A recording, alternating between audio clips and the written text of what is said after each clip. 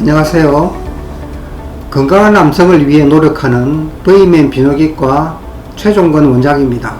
요즘 진료받으러 오시는 분들을 보면 연령층이 전보다 굉장히 다양해졌음을 다시금 느끼고 있습니다. 그와 더불어 방문하시는 분들의 고민들도 연령대를 가리지 않고 나타나고 있습니다. 대체적으로 많은 진료 내용 중에 연령에 관계없이 상담하시는 항목은 발기부전이 있습니다. 제가 20년간 비뇨기과 전문의로서 일을 해오고 있지만 남성의 고민들은 연령대가 점점 낮아지고 또는 높아지는 추세입니다. 그래서 오늘은 발기부전을 겪고 계시는 분들이 할 수 있는 다양한 치료 방법에 대해 설명을 드리려고 합니다. 발기는 신경의 작용으로 동맥피가 해변체에 유입되면서 시작되고 혈액이 빠져나가는 정맥이 막히면서 발기가 유지됩니다. 많은 분들이 제일 처음 찾는 게 경구용 발기부전 보조제입니다. 시중에 다양한 발기부전 보조제들이 있습니다만 제품을 복용하시고 상담받으러 오시는 분들의 대부분이 약이 잘 듣지 않아 다른 걸로 바꾸어 보고 싶다고 하십니다. 많은 분들이 잘못 생각하시는 게 약이 달라지면 효과가 더 좋지 않을까 해서 다른 약으로 바꿔보시긴 하는데요. 발기부전 보조제의 성분은 실데나필과 타다라필이 대표적이며 유데라필이나 다른 기타 성분도 많이 사용되고 있습니다. 그리고 요즘은 체내의 흡수가 빠르게 도와주는 필름형 보조제도 있습니다. 두 성분이 미치는 효과는 다를 수 있겠습니다만 시판되는 약의 종류만큼 약의 성분은 다양하지 않습니다. 결국 선택해야 하는 것은 그 성분에 따라 달라질 수가 있는데 이 성분을 써보셔서 효과가 없으면 저 성분을 써볼 수가 있는 것입니다. 여러가지 약을 시도해 봤는데 효과가 미비하다는 경우 다음을 생각해 볼 수가 있습니다. 첫째, 약을 복용하는 시간을 체크하자. 경구용 약의 특성상 드시자마자 바로 효과를 볼 수가 없습니다. 드시고 적어도 1시간 정도 지난 후 발현이 되기 때문에 성관계 전에 약을 드시는 시간을 조절해 보시는 것도 체크해 보셔야 합니다.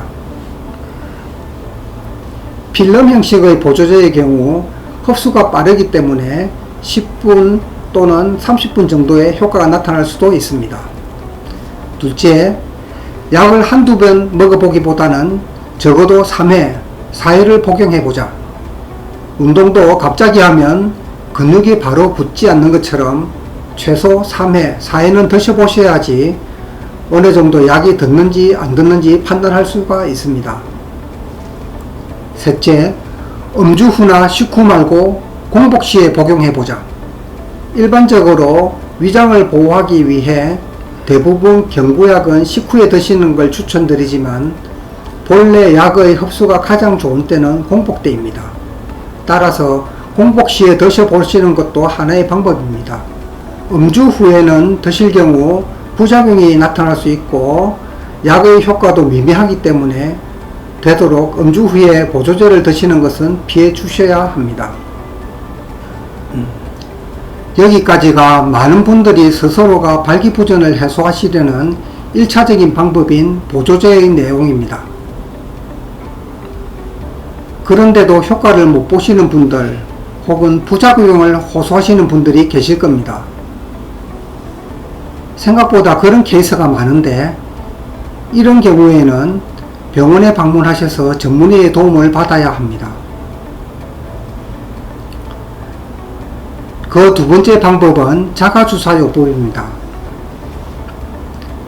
자가주사요법은 경구약과는 다르게 엉경해면체에 약물을 직접 주입하여 경구약 같은 부작용도 없고 발현 시간도 굉장히 빠른 방법입니다. 경구약은 온전히 성기에 미치지 않고 부가적인 요인으로 발기에 영향을 주는 방식이라 실제로 경구약으로는 안 되는 분들이 주사요법을 통해서는 발기가 원만하게 이루어지는 경우가 많습니다. 이렇게 볼펜처럼 생긴 기구에 주사제를 넣고 버튼을 누르게 되면 자동으로 해면체에 약물을 주입하게 되는 간단한 방법입니다. 볼펜처럼 생겨서 휴대도 간편하고 겉으로 봐선 알아차릴 수 없이 요긴하게 사용 가능하다는 장점이 있지만 해면체에 직접 주사를 해야 되는 방식의 두려움과 통증에 대한 두려움으로 선뜻 시도하기 어렵다는 단점이 있습니다. 실제로 사용해본 느낌을 말씀드린다면 통증은 크게 걱정하지 않으셔도 될 정도입니다. 통증은 미미한 편이고 주입하는 방법도 오시면 충분히 숙지할 수 있기 때문에 사용하시는데 크게 문제가 없는 방법입니다. 마지막으로 세 번째 방법입니다. 먹는 약도 해봤고 주사제도 해봤는데 도저히 안됩니다. 혹은 앞전의 방법들을 잘 해오고 있었는데 더 이상 효과가 없습니다. 이렇게 하시는 분들이 마지막에 할 수 있는 발기부전 임플란트 보형물 수술이 있습니다. 임플란트 제품 제조사는 여러 군데가 있습니다만 국내에서 가장 많이 사용되는 제품은 두 가지입니다. 제조사별로 생김새라든지 모양이 조금씩 다를 수가 있는데 목적은 같다고 보시면 됩니다. 이 제품은 굴극형이라고 하는데 이렇게 관절로 되어 있어 구부렸다 폈다 가능하시고 평상시에는 이렇게 내려놓고 다니시다가 사용 시에는 이렇게 간단하게 위로 올려서 사용하시면 됩니다. 수술 시에는 두 개가 한 세트가 되고 해면체 양쪽에 하나씩 들어가게 됩니다. 두 개가 들어가야지 힘을 잘 받아서 원만한 성관계가 이루어지게 되는데 간혹 여의치 않아서 한 개만 넣어서 수술하신 분들이 계시긴 합니다.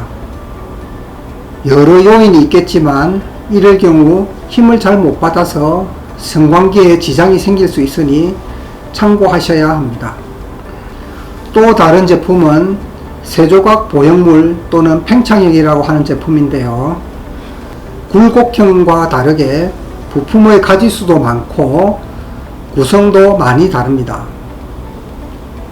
굴곡형은 평소 발기가 되어 있는 상태라고 한다면 이 팽창형은 펌프를 이용해 발기를 껐다 켰다 할 수 있는 제품입니다. 이렇게 펌프를 누르면 발기가 이루어지고 성관계가 끝났을 경우 버튼을 눌러서 다시 끄면 됩니다. 구격이 좀 크긴 해도 몸 안에 다 들어가서 외관으로는 알 수가 없을 정도로 자연스럽고 실제 발기의 느낌을 어느 정도 느낄 수 있는 장점이 있는데요. 대부분 상담하시는 분들이 팽창형이 더 좋은 거 아니냐라고 하시는데 저는 사실 그렇게 생각하지는 않습니다. 성관계를 원만하게 해주는 목적은 같지만 저희가 설명드려야 하고 인지시켜야 하는 것은 수술을 받으실 분의 건강 상태 그리고 제품을 잘 사용할 수 있는지 컨디션을 체크해 봐야 한다고 생각합니다.